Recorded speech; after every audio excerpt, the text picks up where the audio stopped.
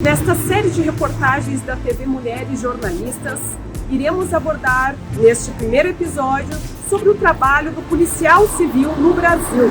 Entre 2017 e 2019, mais de 2.000 crianças e adolescentes foram mortas por policiais. Segundo a Unicef e a OMS, é considerado como criança e adolescente idades de 0 a 19 anos. O Rio de Janeiro respondeu por quase 40% das mortes de crianças e adolescentes decorrentes de intervenção policial. O segundo estado foi São Paulo e o terceiro, Pará. Quando ocorre uma morte de um menor infrator em confronto com a polícia, os envolvidos nessa morte precisam ser afastados. Necessário abrir-se uma sindicância ou um inquérito policial militar, avaliar o que ocorreu, fazer toda uma investigação para saber o porquê daquele confronto ter resultado na morte, mas também saber como está a saúde mental deste policial. A atribuição constitucional das instituições policiais ela está muito clara, mas a gente tem uma outra disputa que tem a ver com a disputa de narrativa nos referenciais desses meninos e meninas. Então você tem um guri numa vila que a referência dele é aquela, não necessariamente porque ele quis, mas porque muitas vezes é só aquilo que ele teve acesso, como sucesso. Por outro lado, também temos a morte de policiais. Dados da 14ª edição do Anuário Brasileiro de Segurança Pública revelam que no ano de 2019, 91 policiais se suicidaram, enquanto 62 morreram durante o serviço. O aumento do suicídio nos policiais está associado a uma precarização das suas formas de serviço. São servidores que muitas vezes têm acúmulos de função e que são pouco reconhecidas socialmente. Esses policiais, justamente pela precarização do trabalho deles, não vivenciam os direitos humanos. Eles têm só uma fala sobre isso, como se isso fosse separado da realidade deles. E faz com que, muitas vezes, esses profissionais fiquem sobrecarregados e desenvolvam quadros de sofrimento mental intenso. Quando se afasta este policial que se envolveu num confronto onde resultou morte, seja de menor infrator, seja de qualquer outro cidadão,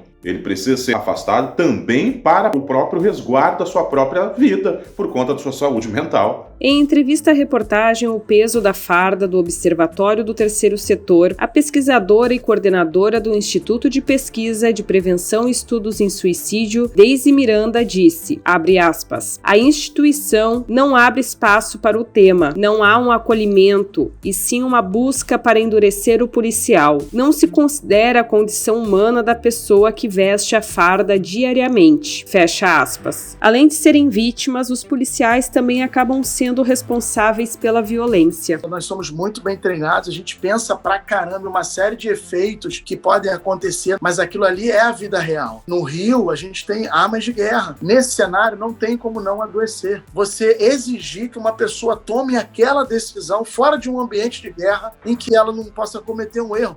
É exigir do policial 100% de acerto.